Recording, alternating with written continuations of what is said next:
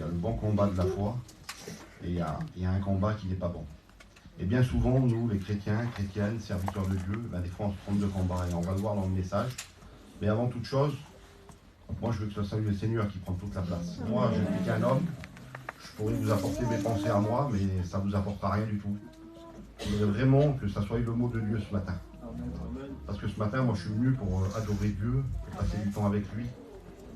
Et je suis venu dans un sens, c'est que Dieu puisse nous bénir à chacun. Donc je voudrais demander au Michelou et au Tassin, mes deux anciens, qui puissent me présenter devant Dieu. Gloire à Dieu, amen. Nous te louons, Seigneur, et nous te rendons grâce, et nous te bénissons, parce que nous savons, Seigneur, que nous attendons ce mot de Dieu. Ce mot de Dieu, tu l'as mis dans le cœur de ton serviteur. Merci pour ton oin, Seigneur, pour la pensée que tu lui as donnée, parce que nous sommes convaincus, nous, Seigneur, que ta parole ne remonte pas à toi sans avoir fait des effets dans les cœurs. Nous avons besoin de ta grâce, Seigneur. Nous avons besoin de dire comme le jeune Samuel, parle Éternel, ton serviteur écoute. Bénis, Seigneur, ton oin, remplis-le de l'esprit, parle à travers sa bouche. Seigneur est en tes mains. Merci pour les pensées que tu as mises sur ton cœur. Seigneur est en tes mains. Bénis mes frères, bénis mes sœurs. Seigneur est en tes mains. Prends toute ta place dans le beau et merveilleux nom de Jésus. Amen. Amen. Prions, Seigneur, et te glorifions, Seigneur, dans cette matinée. Dans ton serviteur, Seigneur, ta parole, elle est déjà bénie, elle est déjà préparée d'avance. Ton serviteur, il a besoin de toi, Seigneur. Rappelle-lui les mots, les pensées, Seigneur. Dirige-le, conduis-le ce matin, parle sa esprit pour lui donner les mots, les paroles que les cœurs ont besoin, Seigneur, ce matin. Remplis nos vies, nos pensées de ta présence, de ta parole ce matin. Dans le nom merveilleux de Jésus-Christ et de ta gloire, Seigneur. Amen. Amen, gloire à Dieu. Et puis le David, quand il a pris la parole, tout après son cantique, il a dit, moi j'ai été sauvé. Ça fait du bien parce que ça va un peu avec mon message. Et puis il dit, ben, j'ai prié pour mes enfants. Lui, il était dans le bon combat. Laissez-moi vous dire qu'aujourd'hui, on voit le résultat du bon combat. Laissez-moi vous dire que j'ai pris des versets dans la parole de Dieu, une petite histoire. Tout le monde la connaît, cette histoire, mais on va la méditer ensemble. Ça se trouve dans 2 Rois, verset 5, de 1 à 3, déjà on va prendre. C'est Naaman. Tout le monde connaît cet homme. Je vais vous lire un petit verset et après on va essayer de voir un peu ensemble où ça va nous amener. Naaman, chef de l'armée du roi d'Assyrie, jouissait de la faveur de son maître et d'une grande considération, car c'est par lui que l'Éternel avait délivré les Assyriens. Mais cet homme fort et vaillant était lépreux. Or les Assyriens étaient sortis par troupes, et ils avaient amené captif une petite fille du pays d'Israël, qui était au service de la femme de Naaman. Et elle dit à sa maîtresse, « Oh, si mon Seigneur était auprès du prophète qui se trouve en Samarie, le prophète le guérirait de sa lèpre. » Et laissez-moi vous dire que là, on voit un homme, lui, il est puissant, il est fort. C'est un homme du monde, hein, c'est un guerrier, il n'y a pas de problème là-dessus. Lui, c'est un homme qui est orgueilleux, c'est un homme, il est plein de lèpre. Et la lèpre, on sait tous ce que ça nous représente le péché. La lèpre nous représente le péché. Et puis cet homme fort, cet homme vaillant, parce que c'est un homme vaillant, la Bible nous le dit, c'est un homme qui combat, mais pour l'instant il ne combat pas le bon combat. Il est là, il fait les choses qu'il a à faire, mais ça n'en reste là, quoi. L'Éternel s'est servi de lui pour délivrer ce pays-là, mais ça s'arrête là. Il n'y a pas de mise à part avec Dieu, il n'y a rien du tout. C'est un homme, on voit, il combat, mais il ne combat pas le bon combat. Et puis là, il prend une petite fille en captivité et il l'a mis au service de sa campagne. Et puis on voit que cette petite fille, elle a été enlevée de son pays, elle a été enlevée de ses parents, elle a des problèmes, elle a des soucis, elle a des difficultés. Et je pense que nous, si on nous sort de notre contexte et qu'on nous amène très loin de chez nous, vous avez vu, il y a la guerre en Ukraine, là, si on en prend, on nous amène en Ukraine combattre, je vous le promets, pour la plupart d'entre nous, je dis bien pour la plupart d'entre nous, on va peut-être oublier Dieu. Ou alors on va se mettre à genoux et on va pleurer et on va pas témoigner de Dieu là-bas. Je vous le dis. On va essayer de se cacher, on va essayer de se planquer, on va essayer de faire des choses, mais on va surtout essayer de sauver notre vie. Mais cette petite, elle est là, elle a plein de soucis, elle a plein de problèmes. Peut-être que tu as plein de soucis, plein de problèmes dans ta vie. Peut-être que ça t'empêche d'avancer, peut-être que ça t'empêche de voir la grandeur de Dieu. Et elle fait quoi? Elle témoigne. Je vous dis de la part de Dieu, elle témoigne. Elle dit, si mon maître connaîtrait cet homme qui est en Samarie, il pourrait le guérir de sa lèpre. Elle a une solution pour Naaman, elle. Et elle lui dit, elle ne le garde pas pour elle, pourtant elle pourrait être en colère contre cet homme. Parce qu'il l'a pris, il l'a amené dans sa maison, alors qu'elle a des parents, sûrement qu'elle a des oncles, qu'elle a des tantes, sûrement qu'elle a de la famille, cette petite, elle voudrait être auprès de sa famille, mais non, elle est là dans cette maison, elle est loin de sa famille. Et elle fait quoi? Elle témoigne, parce que c'est un enfant de Dieu. Amen. Parce que c'est une petite fille, on ne connaît pas son nom, la Bible n'en parle pas. Elle est anonyme, mais elle, qu'est-ce qu'elle fait? Elle parle de son sauveur, elle parle de son créateur.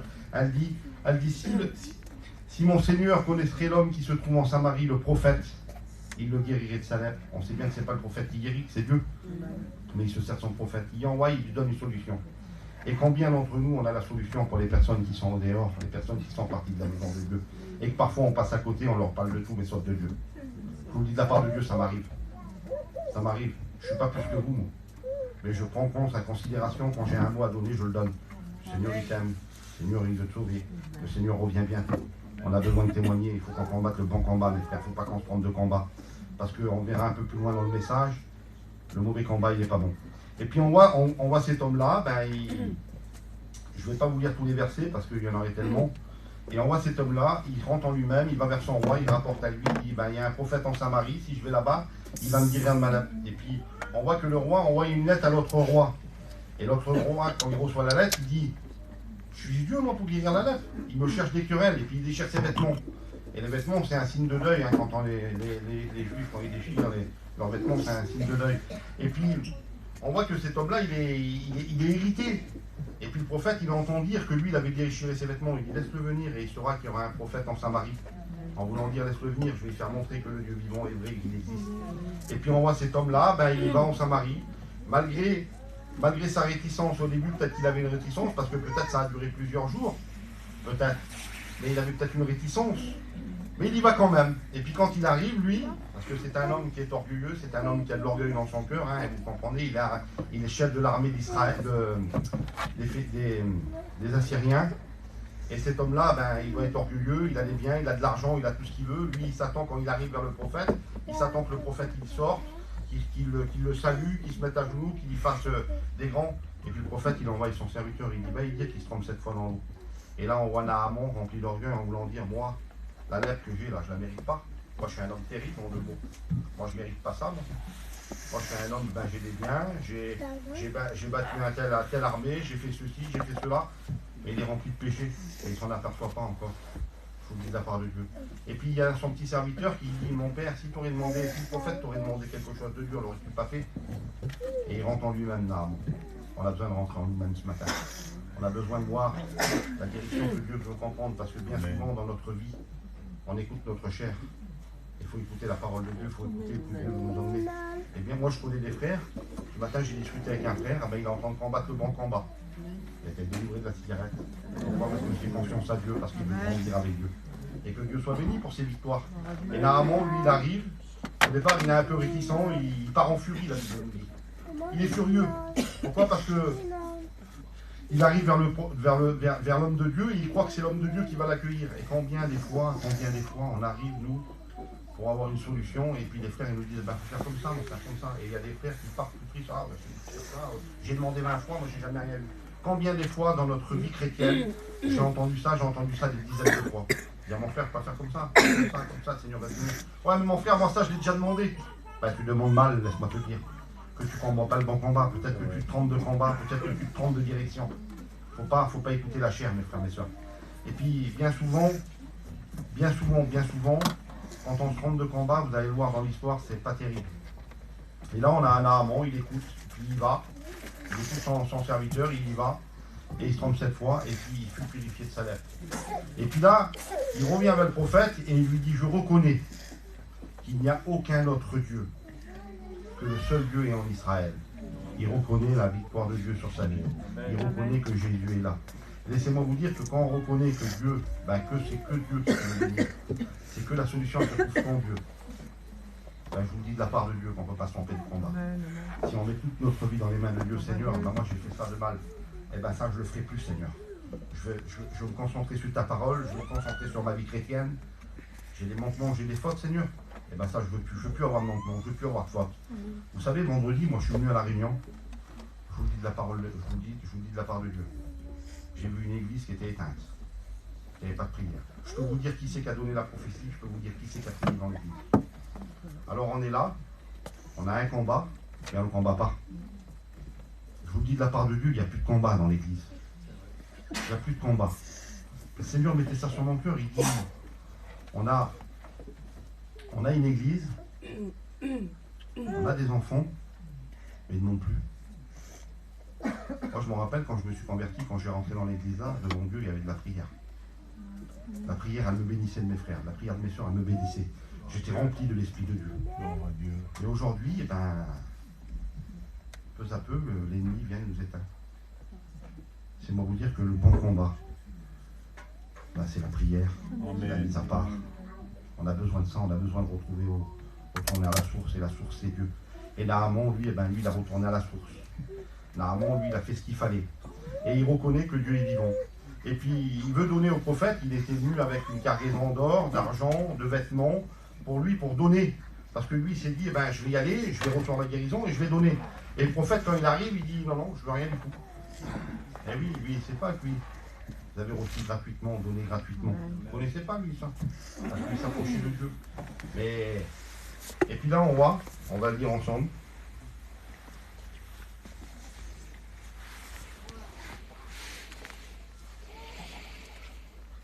Moi 2 secondes, je veux prendre mon temps, je ne veux pas me tromper.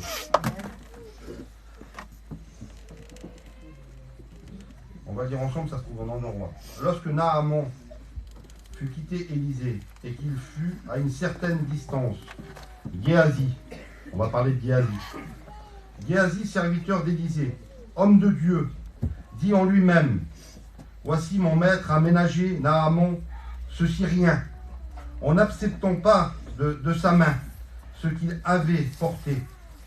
L'Éternel est vivant, je vais courir après lui et j'en obtiendrai quelque chose. Laissez-moi vous dire que on a Géasi là, il est serviteur d'Élysée, homme de Dieu. Donc c'est pas n'importe qui, c'est un chrétien, c'est un homme de Dieu. Et puis lui, il veut un gain. Lui, le prophète, lui dit non, non, je ne prendrai rien, je veux rien de toi. Le Naaman retourne, le Seigneur t'a guéri, la gloire revient à Dieu, l'Éternel est vivant. Amen. Vas-y, rentre chez toi. Et lui, le Géasi, là, ben, il veut financer, il veut quelque chose. Il veut se remplir les poches. Lui, il est totalement à côté de la plaque. Il n'est totalement pas dans le combat. Parce que lui, il va là-bas, il dit, prends l'Éternel à témoin. Il dit, l'Éternel est vivant, je vais courir devant de lui et je vais en obtenir quelque chose. Laisse-moi un peu dire, mon Géasi, que je ne prends pas l'Éternel pour faire des choses comme ça. Il ne faut pas prendre l'Éternel à témoin pour n'importe quoi. Si on prend l'Éternel à témoin, vous savez que dans le ciel de gloire, eh bien il va dire, tu m'as dit ça, hein. Il y avait ça. Et puis lui, il va là-bas, il dit, mon maître m'envoie. Son maître l'a pas envoyé. Alors il commence à mentir. Géasi, serviteur de Dieu, pardon, excusez-moi, serviteur d'Élysée, homme de Dieu. Donc ça nous concerne tous ce matin. Lui, il dit, mon maître m'a envoyé. Il y a 2 jeunes gens qui sont venus de la montagne. Il faut que tu donnes 2 vêtements de rechange et que tu donnes quelques choux. Et normalement, on dit, ben oui, je vais te donner ça. Il donne, il n'y a pas de problème. Mais vous voyez, cet homme Géasi, pourtant c'est un homme qui connaît la parole de Dieu, c'est un homme qui a été dans la présence de Dieu. Il a dû voir les miracles d'Élysée qu'il a fait, parce que Élysée a fait plein de miracles, plein de choses, par l'Éternel, bien entendu. Élysée, c'est un homme de Dieu. Et on voit, lui, il est dans la présence de Dieu, et puis il prend l'Éternel à témoin, et puis bon. Il dit, mon maître m'envoie. Son maître ne l'a jamais envoyé. Là, il se trompe complètement de combat, le Géasi. Des fois, on se trompe de combat dans notre vie chrétienne. Après, je ne dis pas que vous péchez, hein, bien entendu, hein, je ne dis pas que vous mentez. C'est la parole de Dieu qui est comme ça. Moi, je ne vais pas vous demander pardon, c'est Dieu qui l'a mis sur mon cœur. Donc, ce matin, je dis ce que Dieu a dit de dire. Et c'est moi vous dire que lui, il veut un gain. Lui, en fait, en 2 mots, il veut se remplir les poches, et puis il veut être tranquille. Mais il ne veut pas combattre le bon combat. Et laissez-moi vous dire que la parole de Dieu nous dit, il n'y a que les violents qui sont par le royaume des cieux. Bah là, Géasi, il est en train de faire totalement le contraire. Parce qu'il y a 2 chemins qui nous amènent au paradis. Il y a un chemin qui est large et spacieux qui nous amène dans le mauvais combat. Et il y a un petit chemin étroit qui nous amène au paradis. Amen. Et là, on va voir, ça se trouve encore dans 2 Rois, 5 au verset 25 à 27. On va le dire ensemble. Puis il alla se présenter à son maître. Donc Géasi, il alla se présenter à son maître, Élysée. Lui dit, d'où viens-tu? Et Géasi répondit, ton serviteur, écoutez bien, ton serviteur n'est allé ni d'un côté ni de l'autre. Mais Élisée lui dit, mon esprit n'était pas absent lorsque cet homme a quitté son char pour venir à ta rencontre. Et on sait tous que, je n'irai pas jusqu'à la fin du verset, il dit que t'es serviteur, que tu as demandé plein de choses à lui, et puis il lui dit, pourquoi tu as fait tant de mots? Pourquoi tu as été vers cet homme? Pourquoi tu me montes? Alors il prend l'Éternel à témoin, il monte à Naamon, et puis quand on monte, on n'a plus plus là. Laissez-moi vous dire que si on ne combat plus de bon combat, et ben quand il n'a plus plus là, ben là il remonte à 100 mètres. Mais il ne sait pas que 100 mètres, il est prophète, et qu'il sait tout, parce que Dieu lui révèle tout. Il dit que mon esprit n'était pas absent. Parce que lui, il est branché directement avec l'Éternel, alors il sait ce qu'il a fait, lui. L'Éternel lui a révélé. Dire, voilà, mon maître, voilà, tu n'as rien pris. Ben, moi, j'ai été là-bas, et puis mon maître, tu me donnes quelque chose. Voilà, c'est la vérité. Peut-être que Dieu l'aurait béni, peut-être que Dieu l'aurait pardonné, et puis je pense que Dieu l'aurait pardonné, et puis il aurait été béni comme là. Mais lui, non, il ne veut pas. Alors Élisée lui dit, écoutez bien ce que Élisée lui dit, hein. Ça se trouve au 27. Que la lèpre de Naamon s'attache à toi. David est dans le péché. La lèpre, non, dans le péché. Donc il est plein de péché.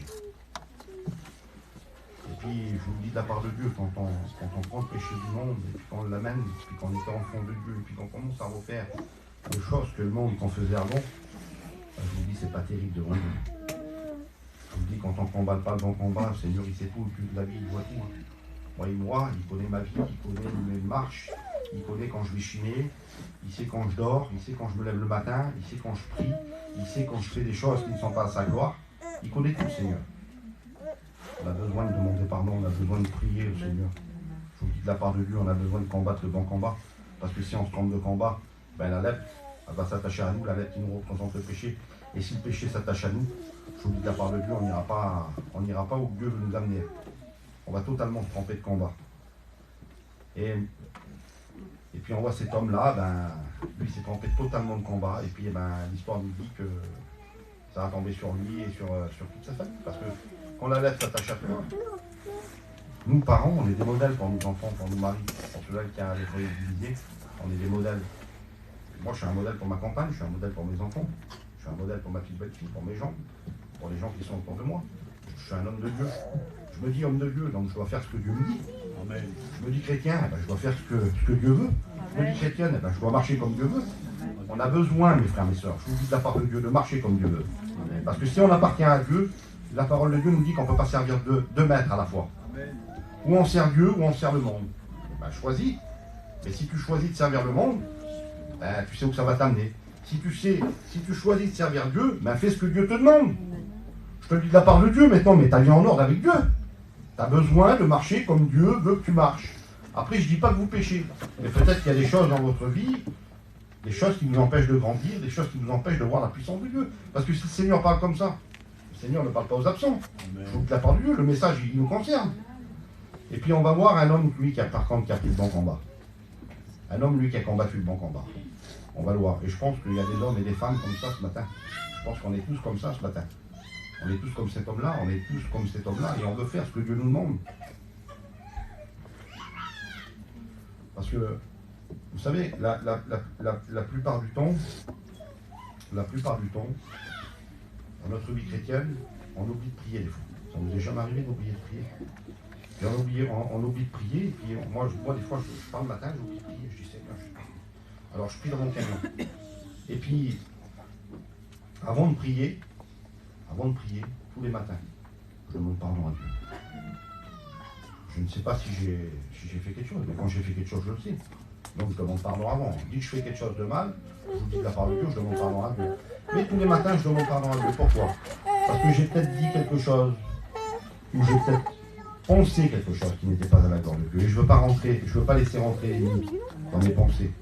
Je ne veux pas que l'ennemi prenne comment on appelle ça, le pouvoir sur ma vie. Moi, je veux que ça soit Dieu qui prenne le pouvoir sur ma vie. Je veux que ma vie soit dirigée par Dieu. Donc, tous les matins, je me remets en question. Tous les soirs, je me remets en question. Quand j'ai 5 minutes dans la journée, je vous dis de la part de Dieu, je me mets et je prie. J'essaye de le faire.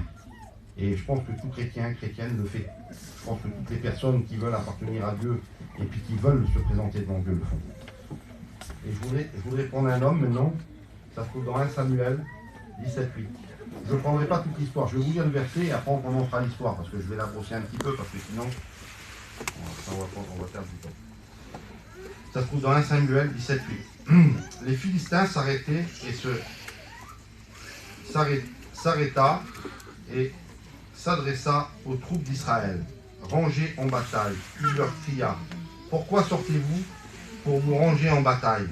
Ne suis-je pas le Philistin et n'êtes-vous pas les esclaves de Saül? C'est David. Je voudrais vous parler de David ce matin aussi. David, c'est un petit berger, lui. Et puis, il a 3 frères qui sont partis à la guerre avec Saül. Et puis, qui sont là-bas. Et puis, les 2 armées sont face à face. Il y a un combat qui va se passer. Et puis, on voit que David, lui, il est en train de garder les troupeaux. C'est un jeune garçon. Il est blond. C'est un jeune qui est rempli de Dieu. C'est un enfant de Dieu, David. Je vous le dis de la part de Dieu. Lui, il est plein de l'amour de Dieu, et puis il n'aime pas qu'on parle de Dieu, il aime tenir sa vie en bride. Et puis on voit que David, il a. Et son père lui dit: vas-y, apportez des pains à tes frères, et tu me ramèneras des nouvelles sûres. Et puis David, il partit, pour vous couper au plus court. Il partit, et puis il arriva vers ses frères, et puis là, on voit un géant qui s'appelle Goliath, qui sort. Ça fait 40 jours qu'il menace l'armée d'Israël, l'armée de Dieu, parce que l'armée d'Israël, c'est l'armée de Dieu, dans la parole de Dieu, elle nous est dit. Et puis il les menace, il sort, lui, il est démesuré, il a une lance, un bouclier, il a tout ce qu'il faut, c'est tout des reins, et puis il menace l'armée d'Israël. Il dit: envoyez-moi un homme, je mets au défi l'armée d'Israël, envoyez-moi un homme qui combatte avec moi. Et puis ils sont tous effrayés. Quand il dit ça, l'armée d'Israël et Saül, ils sont effrayés, ils ont peur. Laissez-moi vous dire qu'ils ont peur. Ils sont rangés en bataille, ils sont tous là prêts à se battre, mais il n'y en a pas un qui se bat. Il n'y en a pas un qui veut affronter Goliath. Et puis on voit le jeune David, il dit: pourquoi cet homme-là, il menace, il insulte l'armée d'Israël? On voit que David, lui, il combat le bon combat. David, il est là, il dit: comment ça se fait alors? Personne ne dit rien, vous êtes tous là alors. Vous êtes tous là, vous êtes tous rangés en bataille. Mais attends, on est tous à la réunion, on est tous l'armée de Dieu. Amen. Je vous le dis de la part du Seigneur. Le Seigneur nous demande de la prière, nous demande de la mise à part. Ce matin, il faut l'adorer, on est là pour l'adorer. On va se mettre devant la table. Je vous le dis de la part de Dieu, il ne faut pas faire comme l'armée d'Israël. Elle était là, elle était en rangée en bataille, mais elle ne combattait pas. Laissez-moi vous dire qu'elle ne combattait pas, cette armée-là. Elle était là, elle était en face de l'ennemi, il sortait, lui, il l'insultait. Ça faisait 40 jours. Peut-être que toute la semaine, l'ennemi, il est venu vers toi. Et il t'a menacé. Il t'a dit: tu n'y arriveras pas. Tu n'y arriveras pas. Ben, je te le dis de la part de Dieu qu'il est vaincu. Je te le dis que tu vas y arriver. Mais il faut combattre. Parce que le combat qu'on combat, c'est le bon combat. Je vous le dis ce matin, le bon combat, il est là. Jésus est au milieu de nous. Il y a le Père, le Fils et le Saint-Esprit qui sont là. Et c'est eux qui veulent nous diriger dans notre vie. Et là, on voit cette armée-là, ça ne fait rien. David, il se dit en lui-même, il dit à Saül, il dit: moi, je vais y aller combattre. Il dit: ne sais-tu pas que cet homme, c'est un homme de guerre de sa jeunesse et que toi, tu es un enfant? Oui, mais ce qu'il avait oublié, Saül, laissez-moi vous dire, que David, on va parler de Goliath d'abord, que Goliath, lui, il était là dès le commencement, c'est vrai, parce qu'il nous représente l'ennemi de notre âme. Il était là de la jeunesse, c'est lui qui nous a fait sortir du jardin d'Éden, de la présence de Dieu. C'est vrai qu'il était là, lui, qu'il a combattu dès sa jeunesse. Et il avait oublié que David, c'était un enfant de Dieu. Il avait oublié que David, il avait le dessus, parce qu'il avait le roi des rois avec lui. Il avait le Dieu Tout-Puissant avec lui. Et quand on a le Dieu Tout-Puissant avec nous, je vous dis de la part de Dieu, on ne peut pas perdre. On va avoir des tribulations, on va avoir des... Et le rocher sur lequel on a appuyé, je vous dis de la part de Dieu, vous avez vu, le fou est sur le sable, et l'autre chanson, et l'autre, il y a le fou et le sage. Je vous le dis de la part de Dieu ce matin, qu'on soit tous des sages, qu'on aille fonder notre maison sur le roc. Et même si l'ennemi vient, on lui dit: on est des enfants de Dieu. Tu veux combattre avec moi? Non, tu vas combattre avec Jésus. Tu vas combattre avec le Père, le Fils et le Saint-Esprit. Moi, je vais te laisser avec eux, et puis moi, je vais me retirer, je vais me mettre dans la prière, et puis le Seigneur va te combattre. Et puis là, il avait oublié ça. Et puis il lui dit: eh ben écoute, vu que tu veux combattre, eh ben je vais te donner mon armure à moi. Alors on va lire ensemble le petit verset.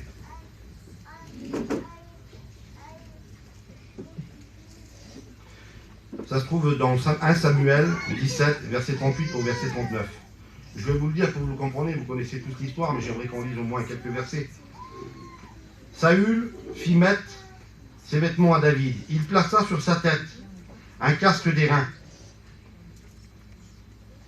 et revêtit d'une cuirasse David ceignit l'épée de Saül par-dessus ses vêtements, voulut marcher car il n'avait pas encore essayé. Mais il dit à Saül, je ne puis marcher avec cette armure. Je n'y suis pas accoutumé. Et il s'en débarrassa. Je vais vous dire quelque chose ce matin. Saül, lui, il a voulu revêtir David avec le monde. Il a voulu lui donner ce qu'il y avait dans le monde. Et je vous le dis de la part de Dieu, si on prend les armes du monde, on n'y arrivera pas. Parce que les armes du monde, c'est quoi?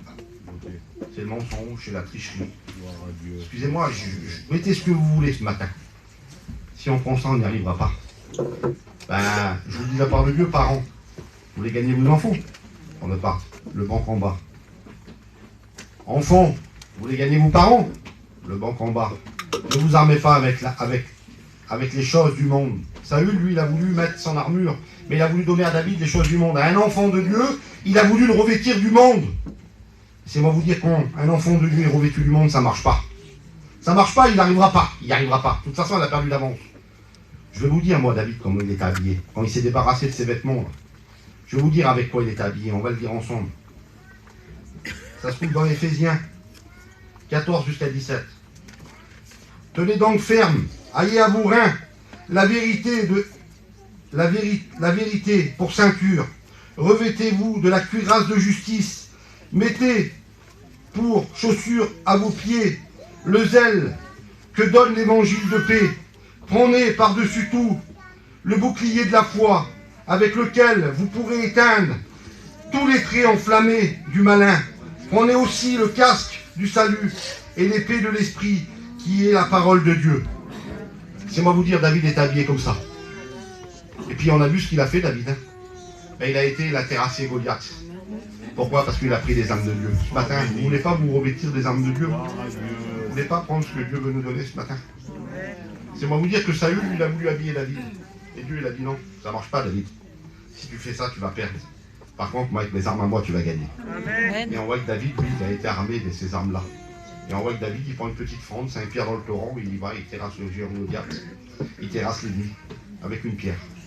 Je vous dis de la part de Dieu que l'ennemi ne peut rien faire. Il est vaincu au nom de Jésus ce matin. On a le pouvoir, nous, parce qu'on est enfant de Dieu. Et quand on se met en prière, un enfant de Dieu, je vous dis de la part de Dieu, il fait du bruit. Et je vais vous donner un autre petit verset. C'est dans Éphésiens 6, 13, juste avant. C'est pourquoi prenez toutes les armes de Dieu afin de pouvoir résister dans les mauvais jours et tenir ferme après avoir tout surmonté. Ce matin, c'est ce que Dieu veut. Qu'on puisse se revêtir des armes de Dieu. Est-ce que tu veux te revêtir des armes de Dieu ce matin? Moi, je le veux. Je suis devant Dieu. Je veux prendre tout ça. Parce que je veux plaire à mon Dieu. Je veux marcher dans ses voies. Je veux que Dieu puisse régner sur ma vie. Je veux que ça soit le seul maître dans ma vie. C'est sûr que je ne suis pas parfait. Mais je compte de le devenir. Tous les jours, je me sanctifie. S'il y a des choses qui ne vont pas dans ma vie, je dis Seigneur, ben ça je le ferai plus. Parce que je veux plus. Moi, je ne veux pas faire la volonté du monde. Je ne veux pas faire la volonté de l'ennemi. Je veux faire la volonté du roi des rois. Je voudrais vous lire une dernière chose. Et après, quoi, on priera le Seigneur. Mais ce matin, prier. Je vous dis de la part de Dieu, c'est ne faites pas comme l'armée d'Israël. Ne mettez-vous pas en ordre de bataille et ne priez pas, parce que si vous n'arrivez pas de combat. Ce matin, on est là, il faut adorer Dieu. Je vous dis de la part de Dieu, il ne faut pas une église qui soit... Il ne faut pas une église qui ne prie pas son Dieu, il faut une église qui prie Dieu. Parce que c'est Dieu, c'est lui qu'on est venu adorer ce matin. C'est lui qu'on est venu remercier. Moi, toute cette semaine, il m'a gardé. Hier, il m'a gardé, je vous dis de la part de Dieu. J'ai été sur une échelle très haut, j'ai coupé un bout de ferraille. J'ai dit, Seigneur, garde-moi. Le bout de ferraille, il tenait sur un fil. Moi, deux, m'emporte l'échelle, je tombe par terre, j'ai plus de pied. Aujourd'hui, je n'aurais pas été là, je serais peut-être un peu plus loin là-bas. Et le Seigneur est avec moi. Et si Dieu est avec moi, qui sera contre moi? Personne. Je voudrais vous dire quelque chose, et je voudrais qu'on puisse, nous les chrétiens, avoir cette devise-là. Je l'avais dit une fois, et puis ce matin, j'arrive pas à le relire, donc je vais le relire. C'est pas des versets, c'est beau. Le ciel est mon objectif. Moi, le ciel est mon objectif. À vous, il n'est pas votre objectif. Moi, je vous le dis de la part de Dieu, j'aspire au ciel. J'aspire à être auprès de mon Dieu. L'église, mon école. Ce matin, on est à l'école de Dieu. Alors, Dieu t'a parlé ce matin. Dieu t'a donné comment te comporter. Qu'est-ce que tu dois faire? On est à l'école de Dieu, mes frères, mes soeurs. On doit se sanctifier. On n'est pas chrétien, on le devient. On est des enfants de Dieu, c'est lui qui nous a créés. Il n'y a pas de problème là-dessus. Mais on est à l'école de Dieu. Jésus est mon directeur. Moi, Jésus, c'est toute ma vie. Amen, amen. Il est notre directeur ce matin. Il est toute notre vie. On a besoin de Jésus. Et si on a Jésus avec nous, ben, c'est notre grand frère. Je vous dis de la part de Dieu, c'est lui qui va nous aider, qui va nous diriger. Il a dit, je m'en vais, vous préparez une place. Et je vous laisse le Saint-Esprit ce matin, le Saint-Esprit au milieu de nous. Quelle beauté, Seigneur. L'Esprit Saint, notre professeur. Bah oui, c'est lui qui nous dit quand on fait mal et quand on fait bien. Un professeur, il est là, il vous corrige. Il vous dit, toi, t'as pas bien travaillé. Et c'est pour vous dire qu'on doit travailler à notre salut. On doit travailler. Les anges, nos camarades. Bah oui, Seigneur. C'est nos camarades. Que Dieu soit béni pour ça. La Bible, mon livre d'études. Vous lisez, vous, la Bible? Je vous le dis de la part de Dieu, moi je la lis. Je m'efforce. Des fois c'est dur, hein. Je vous le dis de la part de Dieu, c'est dur. Mais j'essaye de me prendre et puis de lire. Amen. Que Dieu soit béni. La prière, mon devoir. Ben oui, on a un devoir, mes frères, mes soeurs. C'est de prier Dieu ce matin. On a besoin de prier le Seigneur ce matin. On a besoin de le remercier pour cette semaine bénie gardée, où il a gardé nos enfants, où il nous a gardés, où il a gardé notre mari, notre compagne. On a besoin qu'il a gardé notre famille. Que Dieu soit béni pour ça. Il est bon, notre Seigneur. L'épreuve, mes examens. Des fois, on a des épreuves dans notre vie. Mais c'est pour grandir avec Dieu. C'est pour prospérer dans sa vie. Parce que des fois, par l'épreuve, on a besoin de passer par l'épreuve pour s'approcher de Dieu. Parce que des fois, quand tout va bien, on oublie Dieu. Mais quand il y a l'épreuve, ben, on se rappelle qu'on a un grand Dieu. On dit notre problème, on dit on a un petit problème et on a un grand Dieu. Que Dieu soit béni. La louange, ma devise. Vous louez Dieu? Ah oui, qu'on loue Dieu. Il est tellement bon, le Seigneur. Il est tellement présent. Il est tellement pour nous. Moi, je le loue. Je le bénis. Je lui rends gloire et grâce ce matin.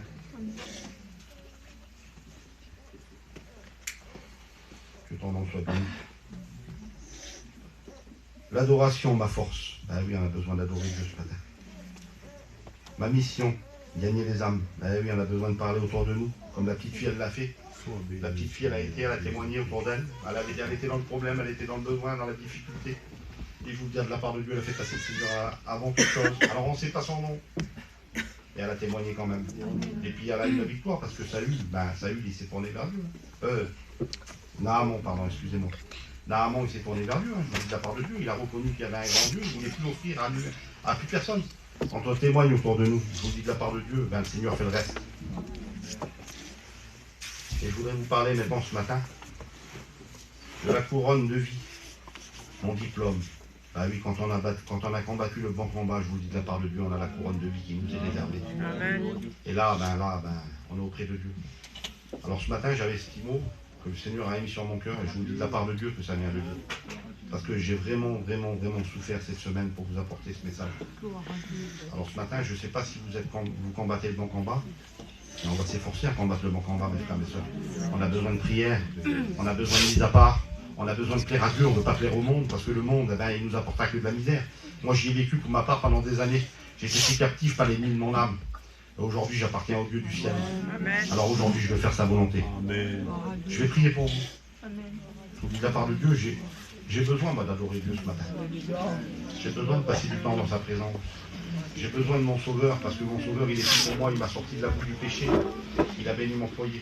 Et maintenant, ce que j'essaye de faire et ce que je veux faire, c'est de témoigner autour de moi, de témoigner à mes enfants, de témoigner aux personnes. Seigneur, mon Père, mon Dieu, je te loue, je te bénis, je te rends gloire et grâce, mon Sauveur, mon Roi. Je te remercie pour ta parole que ce matin, mon Sauveur, mon Roi. Tu connais tout, tu sais tout, mon Sauveur, mon Roi. Peut-être moi je l'ai mal dit, mal exprimé, Seigneur, mais toi, Seigneur, mon Père, mon Dieu, fais-la comprendre par l'Esprit, Seigneur. Que tu puisses bénir ton assemblée, Seigneur, que tu puisses bénir mes frères et mes sœurs qui sont là, ceux qui t'appartiennent et ceux qui ne t'appartiennent pas, mon Père, mon Dieu.